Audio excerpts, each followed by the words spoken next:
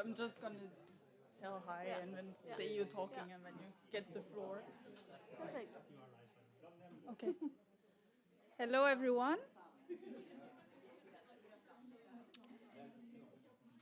Hello, everyone. Hi. Nice to see you all after a long summer. We are very happy to start the seminars again. A program will come out shortly. But today we have the pleasure to have Zahra Haghighi from the Sapiens Center to talk. So welcome, Zahra. And she will talk about the ancient protein analysis. Yes. So, Zahra, the floor is yours. Thank you.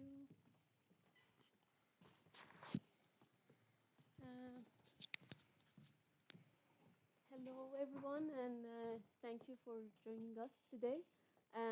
I'll talk about paleoproteomics and its applications in archaeology and art conservation. A little bit about me. I have a bachelor's degree in chemistry, and I have 2 masters in art conservation and the other one in archaeological material science. And I'm now a PhD student based at Sapiens. My education is focused on using analytical techniques to understand the composition of materials, and I'm mainly interested in organic components. For my PhD, I have several samples that come from South Africa, in particular Wombos Cave and Klipdrift Shelter, and I aim to analyze the protein residues within those samples with the technique that I'm going to talk about and explain today. So these are the titles or the headings that I'm going to talk about today. But in simple words, what is paleoproteomics? Paleoproteomics involves extracting and characterizing ancient proteins from the object within the sample that we have, and so it has applications in archaeology, paleoanthropology, and art conservation. Why is it important? Before proteomics coming into archaeology, it was DNA that could provide relevant information, especially for the evolutionary history field of study. But proteins can provide an alternative to retrieve relevant information from the time periods or areas that DNA cannot survive. And this is especially important because, for example, in archaeology, the older a material is, it is harder to retrieve relevant information, and that is very important.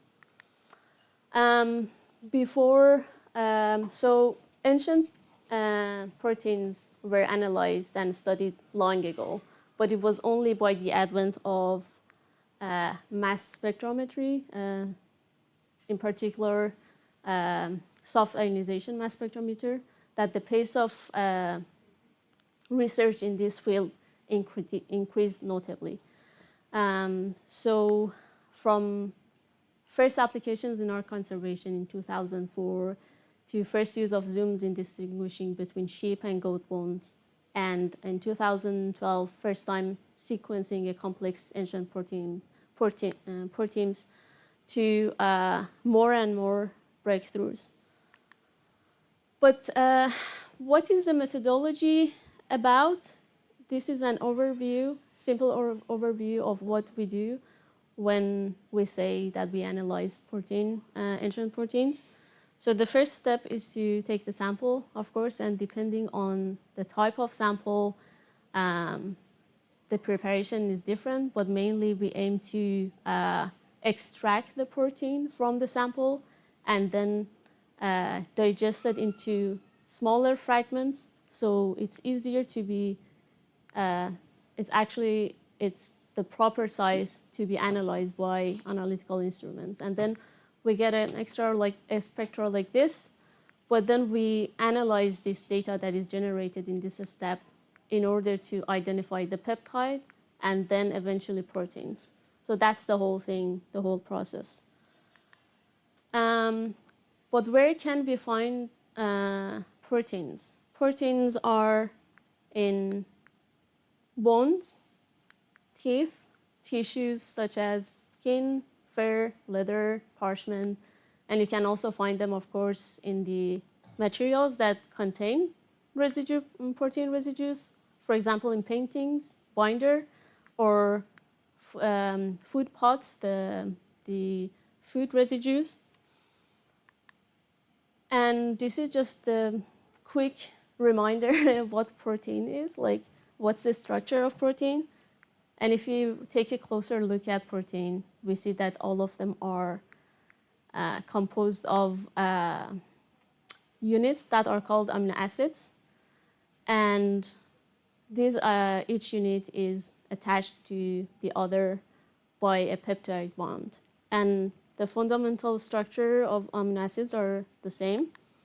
So all of them are made of a central carbon, carboxyl group, amino group, and H hydrogen atom, and finally an R group that is also called side chain. And this is the R group that determines the characteristics of each type of amino acids. And we have 20 different amino acids. Quickly explaining these two steps. So without going into much details, sample preparation is mainly about aims to open this 3D structure of protein in order for protease or to have better access to cut this polypeptide chain, so that we have a peptide mixture that can then be analyzed by analytical instruments. And what does that mean? For example, we have this fragment of sequence of protein casein alpha 1 S1 that belongs to bovine. And most of the time, the enzyme that we use is trypsin, and trypsin cuts this chain at specific size. So the result of this would be a peptide mixture that is characteristic to that protein. So, and that is actually why we call it peptide mass fingerprinting, this approach. So if we take a look at these two spectra, let me first explain what is a mass spectrometer. And in simple words, is just the technique that measures the mass to charge ratio of peptides. And so it gives us this spectrum. And if we say that the charge is 1, then we can say this peptide has the highest mass and this one has the lowest mass, the yellow one.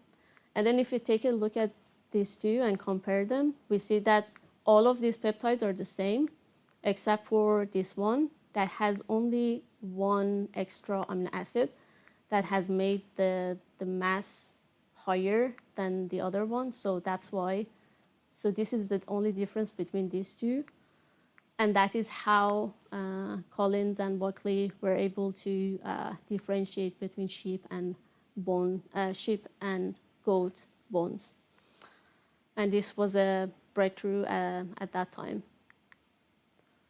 There is another technique if we want to have more information, get more information about the protein that we have. There's another technique, and like simply it works like this, that we choose a peptide of interest. So like, and then we have it fragmented at the peptide bonds.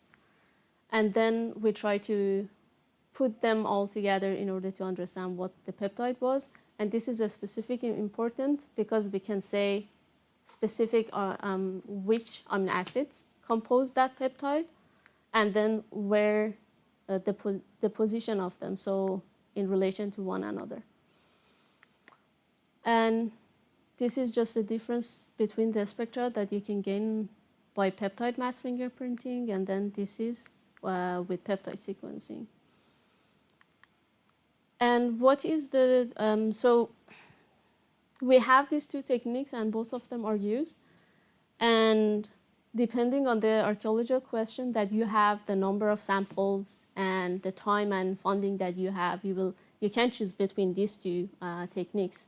But if I compare these two, peptide mass fingerprinting is the fastest and cheapest method of protein identification in comparison to peptide sequencing, which is costly and time consuming. However, it does not give you that detailed information.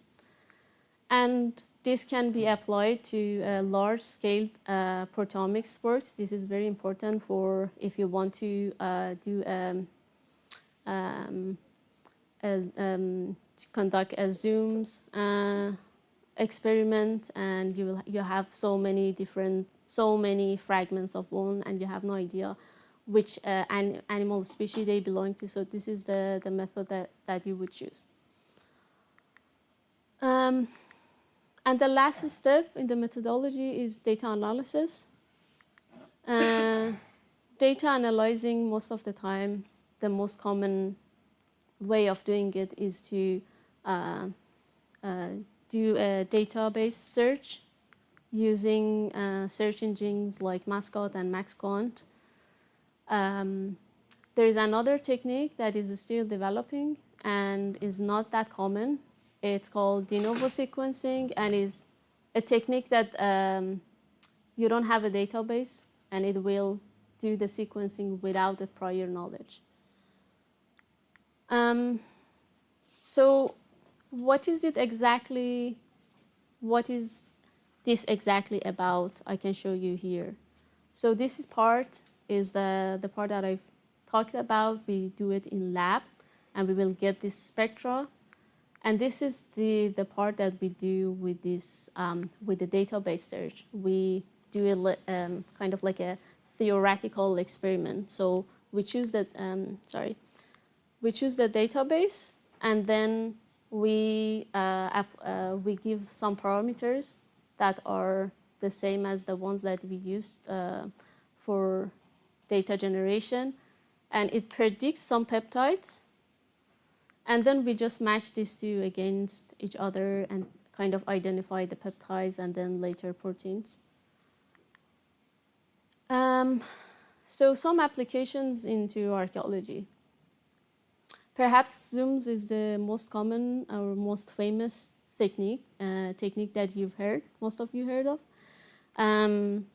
Zooms is short for zooarchaeology by mass spectrometry, and it is a technique that aims to identify animal species by analyzing or studying bone fragments. And you do that when you know that that you cannot distinguish different bones because they have lost their kind of morphological trait that zooarchaeologists kind of differentiate bones on that basis.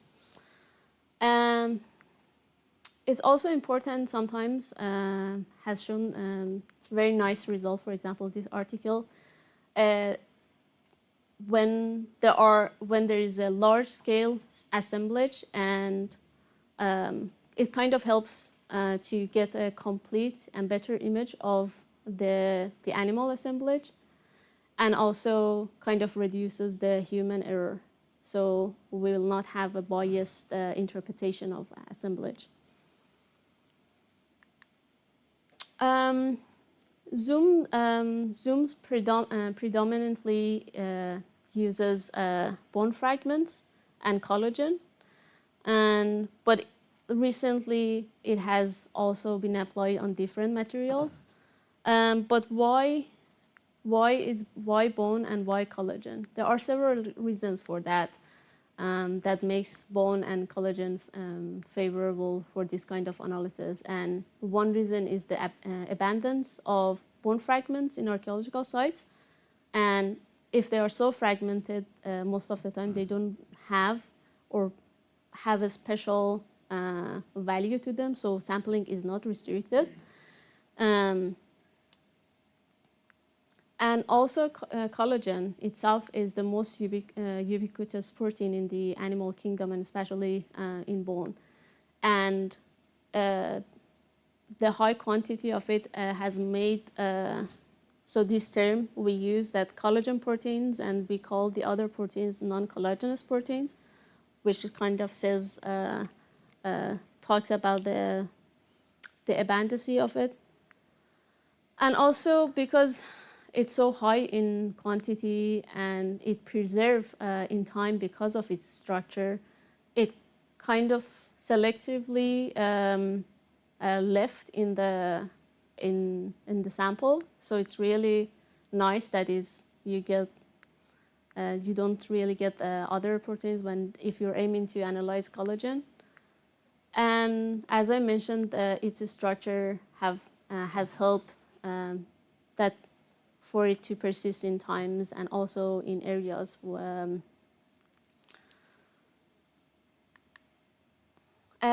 Applications into art conservation. This is an example from my master thesis. I had the great opportunity to learn proteomics under the supervision of Leila Birolo at the University of Napoli Federico II.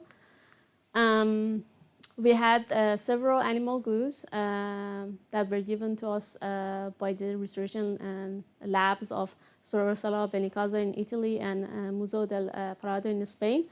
The researchers restorers wanted to know if the material that they have is the standard, and basically if it's made of what the label on it claims. So, for example, this glue that here were sold to them under label rabbit glue. And we did the peptide sequencing. We used LC-MS, and then we saw that there's no rabbit glue in it. So it was... Maybe a rat? Yes, maybe. Well, it's actually made of cow and porcine pig. And then also different tissues. So these collagens are found in bone and skin. So that is one application. And then another application is the project. This is one of my PhD projects. I was fortunate to work on two distemper paint samples from Uvdal Staff Church. That was provided by Anna Ernhey from the Norwegian Institute of Cultural Heritage Research, NICU.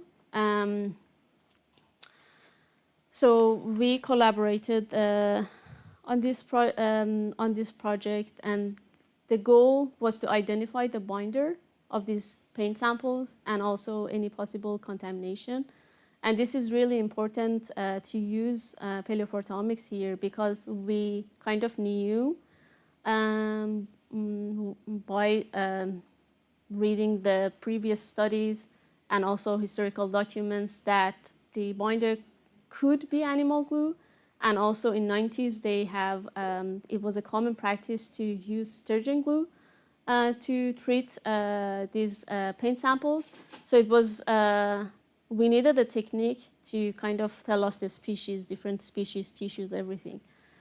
And we were able to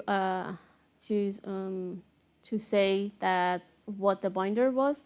So the binder, we found collagen proteins that are found in bone and skin. And also we found, we're kind of lucky that we found one protein from bovine keratin, and also one other protein that only can be found in calves up to few months old.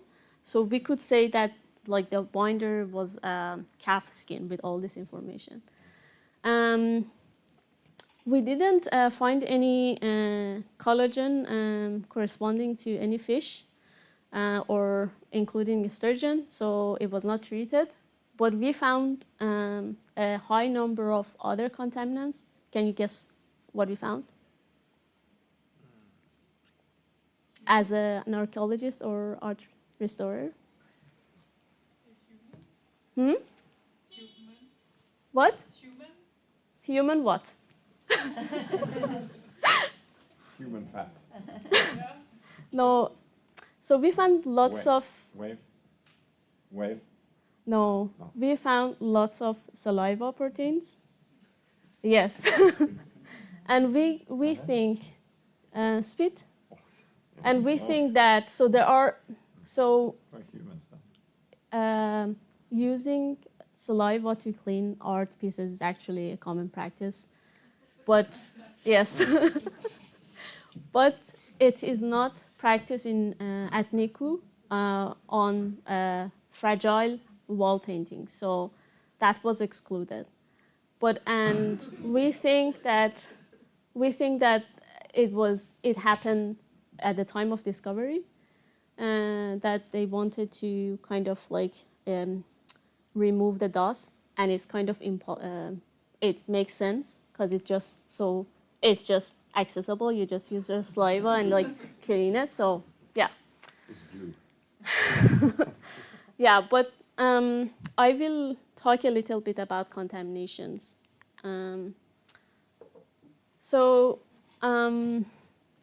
We take several measurements in order to be sure that we don't introduce any contaminants to the sample. And depending on the age of the sample, you conduct the experiments either in a modern lab or a clean lab.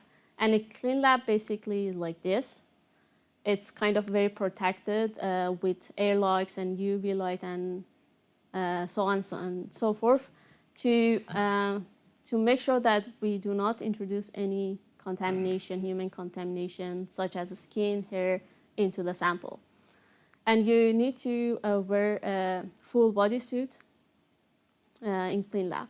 But this is mostly for very old samples that the amount of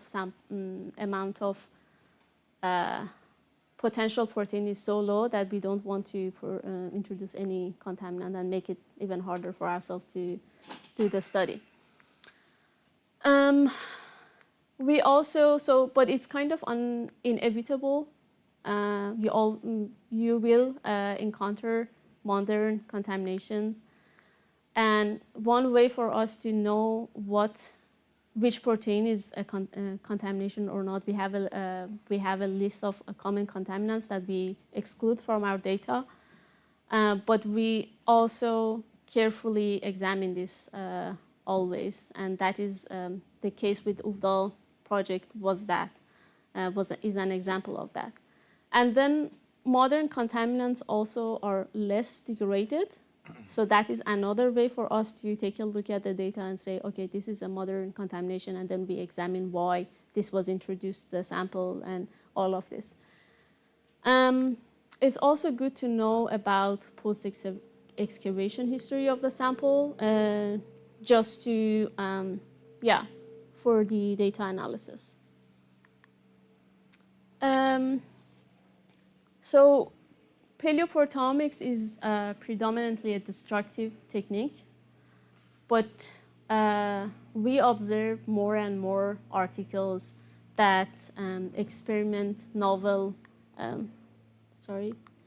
methods of non-destructive approaches or minimally destructive approaches, and they have showed promising results. These experiments have been done on various materials, such as paintings, mummified skin, bone, experimented in very novel ways, like gentle rubbing of an eraser on the parchment, extracting protein residues from plastic storage bags and submerging it as sample in an ammonium bicarbonate, and so on. And finally, concluding remarks, Paleoproteomics is growing fast and is a promising tool. It is destructive, however, it's accurate and reliable. it can be a method of choice if you want more information and more information about the tissue of the protein and then the taxonomy. And it's not unlikely to expect more and more introduction of non-invasive or minimally destructive techniques, and also the introduction of the technique in museums. Thank you so much. And yeah, that was all.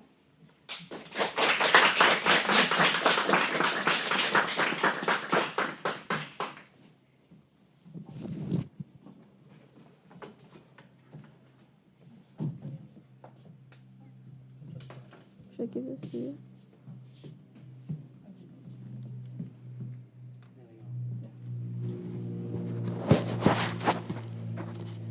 Thank you, Zahra. That was very interesting. Yeah. I really try to make it as simple as possible. And I hope that when you leave, you learned a little bit about the ancient proteins and the technique, and I think that's all I want. Yeah. Yeah, I think it was actually quite clear how you presented it. Yeah, and I had taken this course one year ago, so I was like, oh yeah, I remember this and this and this. It's super complicated, but yeah, you made it very understandable and very nice example with the church, especially and the saliva, because very nice project. Yeah, exactly. When they talk about those contaminants and all that, and this one is very nice. I mean, then you're kind of happy to find a contaminant in a way. Yes, kind of. It made lots of difficulties and a bit of stress, but I think we were kind of lucky to find to be able to identify confidently what the binder is. So I think, yeah, it's nice when you look at it because we were able to achieve the goals, but also like we found something else. Yeah, it's going to be submitted soon, so stay tuned. No, probably it gives also maybe more confidence in other studies, but they don't panic if there's too much of a human contaminant, and actually there's a perspective in that or a story to but be. But it's also, I think, my takeaway from this was that it's if institutes want to, so like if it has been done, which we assume that the saliva was introduced a long time before it went to NICU. So it's kind of nice to know what happened to the sample. So that's why the post-excavation history is important.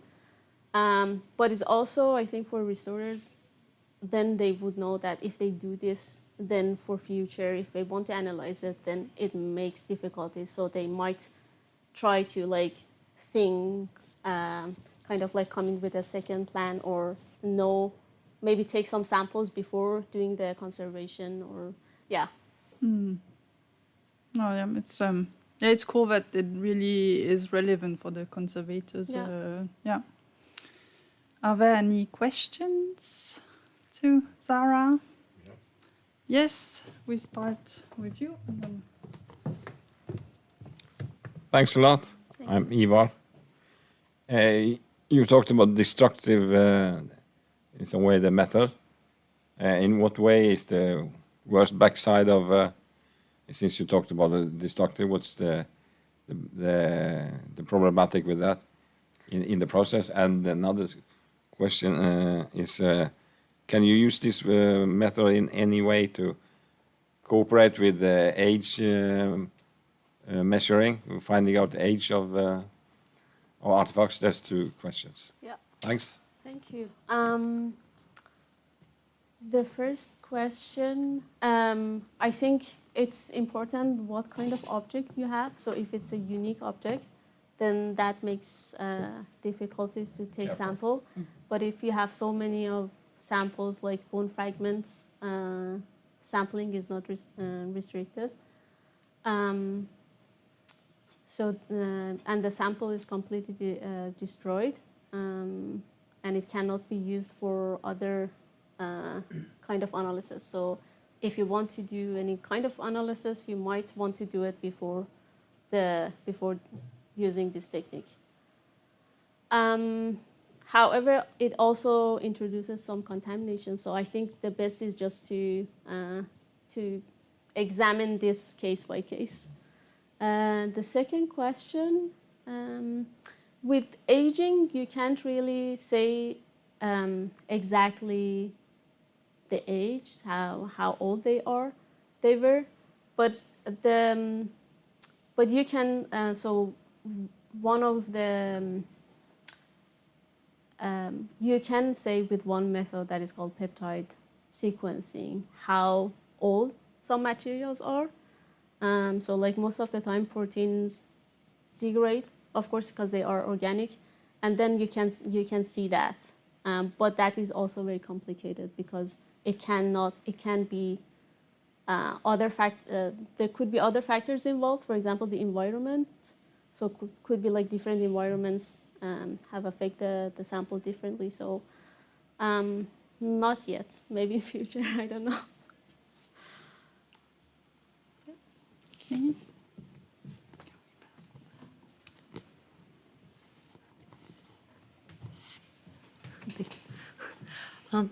Yeah, I was just curious because you mentioned that saliva is used in art conservation.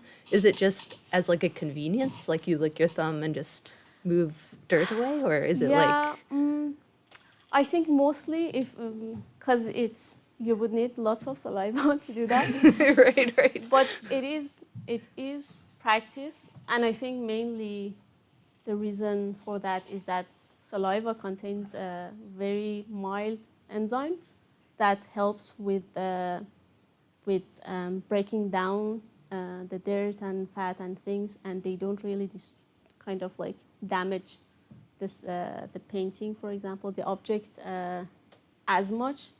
And of course, it's convenient too. But I think that's the main reason for conservators to use it. Oh, thank you. Yeah, that's really interesting. Yeah.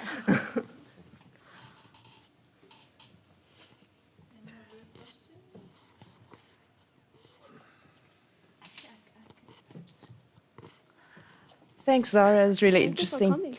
coming. I know that there have been some kind of problems with temperatures. So in the Northern Hemisphere, Zooms has been particularly successful, whereas in Southern Hemisphere, like Southern Africa, where Blombos is, where it's much hotter, then the Zoom sometimes does not work as well. Is that correct? And is that temperature dependent? Temperature has absolutely an effect on the preservance of the protein. But and then of course, if you don't have, because if the temperature is so high and it affects the preservance of the protein, so you would have less proteins, and then it makes it more difficult to extract proteins and do the analysis. So I think maybe that's the reason. But for those two different places, I'm not sure what else could be the reason. Yeah.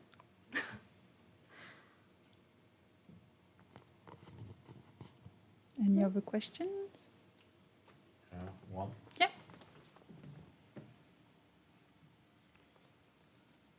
When it comes to older fragments of paintings, like 30, 20,000-year-old caves, has that been tried in those parts? To my knowledge, there is no study that has examined the binder in rock paintings by Palaeoproteomics, because I think it's just so exposed and it's so old that I'm not sure. And I think those are the two reasons that it might not be successful. And also, there always have to be, because it could be made of something that is not protein. So, yeah. And one last. About the age of how long way back can you supposedly try protein as a tool for extracting different materials? I How long way back? million years you can use it, but it should be kind of preserved. And research groups have been trying to extract different types of protein from tooth because it's biomineralized, like bone, and it can preserve protein for a longer time. And like fossils? Is that Fossils too, but I think most of them are where has been tooth, the oldest ones. Thank you. Of course. Yeah, it was actually a good thought about the Paleolithic caves. If at some point there would be a method to, if you say it's been exposed so long, but maybe at some point there is hope. Of course. Thank you. Are there any other questions? I was just wondering, you are working also on the South African material? Yes, but I can't say anything for certain now. Okay. Yeah, that's what the typical answer of a PhD. Yes. But Done with one project. yeah. For now. Yeah, I mean, you've done a lot. It's very, very good results. So. We'll just keep up, and maybe once you find out something, you can come back and talk. Absolutely. Okay, but no questions in the chat? No? Yeah, but I will say thank you, and thank you. Thank you for not giving up on me. No. I look at, we have 50 emails back and forth. Not all of it is about the data of this talk. Some of it is about cats, of course. But yeah, for a long time, I was meaning to do this. So yeah, I'm happy that.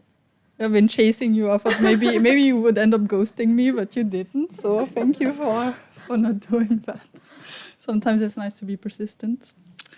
Yes, but as usual, we are going for a drink after this. So we will go to Adfantes.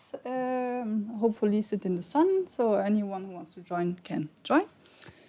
And then, keep up with the program. It will come. We are working on it. And we are looking forward to more talks and seeing you the other times. Thank you. Thank you.